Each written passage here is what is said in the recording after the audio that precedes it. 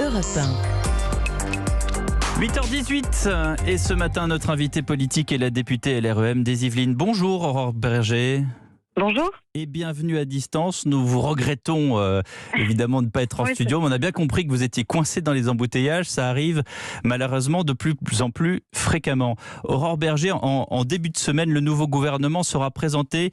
Quel Premier ministre, à votre avis, pour cette renaissance ?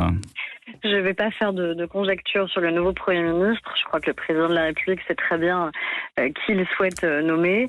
Il a en tout cas dit quel était le profil. Vous pensez qu'il sait déjà très bien ? Je pense que le président de la République, lui, sait et qu'il l'annoncera selon le calendrier qu'il a défini. Et qu'il a défini le portrait robot de celui ou de celle qui sera nouveau Premier ministre. Oui, on peut dire celle. On parle beaucoup d'Audrey Azoulay. Vous qui venez de la droite, Audrey Azoulay, très ancrée à gauche, ça vous déstabilise pas ? Déjà, moi j'attends de voir quelle sera la nomination et ensuite je me définis plus exactement de cette manière-là parce que je crois que les électeurs eux-mêmes ne se définissent plus uniquement par rapport à des vieux partis d'origine qui aujourd'hui sont quand même en déliquescence. Heureusement qu'on ne se définit plus par une ancienne appartenance ici à l'UMP ou au LR ou au Parti Socialiste parce que vous voyez bien qu'il n'en reste pas grand-chose aujourd'hui. On est en train d'essayer d'inventer quelque chose de différent et je crois que c'est ce qu'on a réussi à faire depuis 2017 et ça a été confirmé en 2022 par le vote des Français. Oui, mais quelque chose de différent, c'est pas forcément n'importe quoi. Il y a des valeurs, qu'elles soient de gauche ou de droite. Mais la personne que vous évoquez, il ne me semble pas que ce soit n'importe quoi pour reprendre vos propos. Donc c'est aussi une identité, je crois, républicaine, universaliste, attachée à la laïcité, engagée sur la culture. Je ne sais pas si c'est elle qui sera nommée, mais en tout cas, elle partage et on partage un socle de valeurs qui est en effet un socle de valeurs commun. Et heureusement, regardez aujourd'hui dans la composition du gouvernement, vous avez Olivier Dussopt, Olivier Véran qui viennent en effet de la gauche, et puis vous avez Bruno Le Maire ou Gérald Darmanin, pour ne prendre que ces quelques exemples qui viennent de la droite. Est-ce qu'ils ne partageaient pas un socle de valeurs commun qui a permis aussi de donner une cohérence à la politique qu'on a menée depuis ces 5 dernières années. Aurore Berger, pour le soldat converti dès le début, j'allais dire dès février 2017 au macronisme, pour le soutien que vous avez été à toute heure du jour et de la nuit, on vous a eu sur les plateaux de télévision, de radio, dans la presse, vous avez soutenu Emmanuel Macron. Qu'est-ce qu'il y a de prévu pour vous ?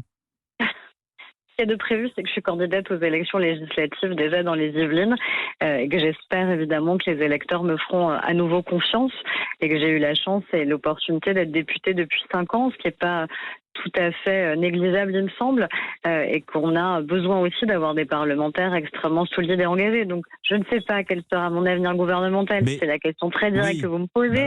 Je ne sais pas, et même si je le savais, je vous le dirais pas, évidemment. Donc, ce que je sais, c'est que je suis engagée pour la réussite de ce quinquennat et que je suis engagée dans cette campagne des législatives. Aurore Berger, c'est ça le problème aussi du téléphone, c'est que je ne peux pas vous parler directement. Est-ce que vous avez une ambition gouvernementale comme vous l'avez eu précédemment ? Mais vous savez que c'est pas nous qui décidons de notre avenir gouvernemental, et heureusement. Je peux quand même vous interroger de savoir sur ce que vous aimeriez faire, Aurore Berger. Et ce que je veux, c'est justement pouvoir faire. Et il me semble qu'en tant que parlementaire, depuis 5 ans, il y a un certain nombre de choses qu'on a faites parce qu'on était député.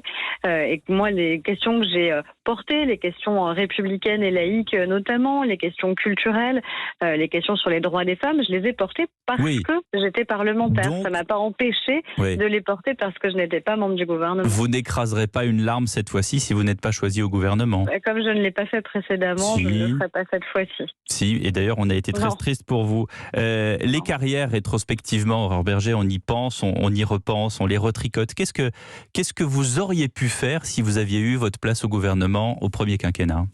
Mais encore une fois, moi, ce que je vois, c'est ce que j'ai fait, ce qu'on a fait au sein de la majorité présidentielle depuis 5 ans. Vous savez, on a tout entendu sur cette majorité. On la disait trop fragile, on la disait prétendument illégitime d'ailleurs. On avait déjà eu cette polémique il y a 5 ans et c'est une majorité qui a tenu face à des crises qui ont été extraordinairement rudes, que ce soit la crise des Gilets jaunes qui a aussi été malheureusement celle des intimidations ou des menaces envers les élus, y compris des menaces physiques que nous avons pu subir et qui ont été quand même des atteintes très graves à la démocratie évidemment, que ce soit aussi évidemment la crise sanitaire ou là plus récemment la guerre en Ukraine. Donc c'est une majorité très solide qui a réussi à tenir et aujourd'hui nous présentons moitié de parlementaires qui sont des députés sortants, moitié de nouveaux nouveaux candidats aussi, parce que l'idée c'est de continuer évidemment à renouveler l'Assemblée nationale comme on l'a fait, continuer la féminisation de l'Assemblée nationale, ce qui n'était pas du tout le cas il y a encore quelques années.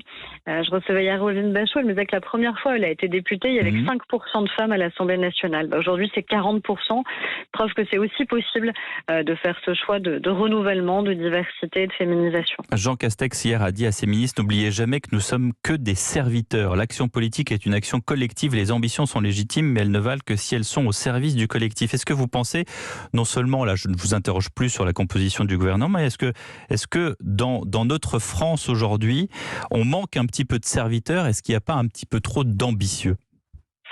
On a une société qui est aussi de manière générale devenue plus individualiste. Je crois qu'on peut tous malheureusement le reconnaître et on a besoin de retrouver un sens du collectif. Quand on fait de la politique, c'est qu'on s'intéresse à la vie publique, qu'on s'intéresse à la vie de la cité et donc on doit s'intéresser au-delà de personnes, au-delà d'individualité, au-delà même de nos propres circonscriptions, à ce qui dessine et à ce qui trace un avenir commun tout simplement. Mais alors par exemple, si je vous cite des noms, Jean-Luc Mélenchon ou tiens, Taha Bouafs, serviteur ou ambitieux? Ni l'un ni l'autre. Enfin, son ambition m'intéresse pas. Ce que je vois, c'est malheureusement les actes de ce triste personnage. Il aura fallu attendre longtemps pour que cette nouvelle alliance de gauche enfin fasse le choix de ne pas l'investir aux législatives. Mais le simple fait qu'ils aient envisagé de le faire, qu'il ait été investi, démontre non seulement la fragilité de cette nouvelle union, mais démontre surtout l'idéologie qui sous-tend évidemment de manière évidente Jean-Luc Mélenchon. Et je pense qu'il y a d'autres candidats. Vous voulez dire que LFI s'est discrédité en présentant un candidat comme Taha Bouafs? Je sais pas s'ils sont discrédités, mais en tout cas, ils ont révélé qui ils étaient. C'est-à-dire, en effet, cette volonté de communautariser la société française, de la fracturer, en prenant des candidats qui, clairement, sont dans cette mouvance-là. Ils ne se sont jamais cachés, d'ailleurs. Mais vraisemblablement, ça les arrangeait bien au moment où il a été investi. Donc, ça veut dire qu'ils ont fait un choix politique. Ils ont fait d'autres choix politiques. Je pense à cette candidate aussi qui a été investie alors qu'elle avait menti sur les événements à Tolbiac, par exemple. Donc, ça veut dire qu'on a des choix idéologiques. Et c'est ça, une campagne législative. Au-delà, évidemment, de 577 campagnes, c'est quelle est l'orientation générale qu'on veut donner au pays. Est-ce qu'on prend le risque que demain, ce soit Jean-Luc Mélenchon et que ce soit celles et ceux qui l'entourent, qui soient aux manettes du pays, soit du gouvernement, s'ils avaient une majorité parlementaire. Et moi, je crois qu'on ne peut pas prendre ce risque. Là, on parle de méthode de casting en politique. Est-ce qu'aujourd'hui, on ne va pas un peu trop vite? Est-ce qu'il n'y a pas assez de filtres ou de réglages? On peut également revoir quelques cas à La République En Marche. Est-ce qu'on peut vous rappeler de l'affaire Griveaux, de l'affaire Castaner, de l'affaire Hulot? Il y a eu aussi des cas. Mais dans ces cas-là, ils doivent évidemment non seulement être dénoncés quand il y a des erreurs, mais là, vous parliez d'un cas très spécifique dans les investitures de Jean-Luc Mélenchon, qui est un sujet idéologique, c'est-à-dire au-delà des très graves accusations dont il fait l'objet sur vraisemblablement des violences faites aux femmes, voire même un viol, et ça c'est maintenant la justice qui doit être saisie et qui doit dire ce qu'il en est, et soutenir évidemment les femmes qui ont eu le courage de le dénoncer, y compris en interne, mais avant cette nouvelle affaire, il y avait d'abord un choix idéologique dans cette investiture. Et c'est ça qu'il faut d'abord dénoncer et dire. C'est un moment, regardez quels sont les candidats en présence dans cette campagne législative. Regardez qui seraient demain celles et ceux qui, au-delà du président de la République, composeraient un gouvernement, puisque c'est la majorité parlementaire qui en décide. Donc voter aux élections législatives, c'est soit confirmer le choix qui a été fait au moment de la présidentielle et donner une majorité au président de la République pour garantir la stabilité, garantir de la cohérence, garantir que les politiques publiques puissent être menées, ou au contraire, c'est prendre un risque de fracturation. Aujourd'hui, vraisemblablement, en tout cas dans ce qu'on entend et dans les enquêtes d'opinion, le seul qui serait en capacité d'avoir une majorité qui ne soit pas la nôtre, c'est Jean-Luc Mélenchon, c'est personne d'autre. Donc est-ce qu'on prend aussi le risque d'éparpillement? Est-ce qu'on prend le risque de division? Est-ce qu'on prend le risque que cette personne puisse accéder au pouvoir, alors qu'encore une fois, les Français ont dit très clairement au moment de l'élection présidentielle qu'ils ne souhaitaient pas que la politique de Jean-Luc Mélenchon soit celle qui soit mise en place. Aurore Bergé, on l'a appris hier, la BCE s'apprête à relever les taux d'ici l'été, les taux d'intérêt. L'inflation est à 7,5 en zone euro. Sans le bouclier énergétique en France, on est à ce niveau-là, à 7,5. On tape sur 10 dans les prochains mois. Même François Villeroy de Galhau, le patron de la Banque de France, généralement assez mesuré, tire la sonnette d'alarme. Comment est-ce que la majorité va régler le problème numéro 1 des Français, à savoir le pouvoir d'achat? Ça, vous l'avez dit, on a créé ce bouclier tarifaire sur les questions énergétiques. On a eu raison de le faire. Il n'est pas pérenne, on ne peut pas laisser. Non, mais on a dit qu'il serait maintenu jusqu'à la fin de l'année, et je pense que c'est une bonne chose. C'est un enjeu social évident, majeur de pouvoir d'achat, parce que sinon on aurait des factures qui auraient grimpé encore de 60-70%. Donc ça veut dire les Français qui auraient été dans l'incapacité tout simplement de pouvoir cet hiver se chauffer. C'est concrètement ça qui se serait passé. Ensuite, qu'est-ce qu'on fait ensuite?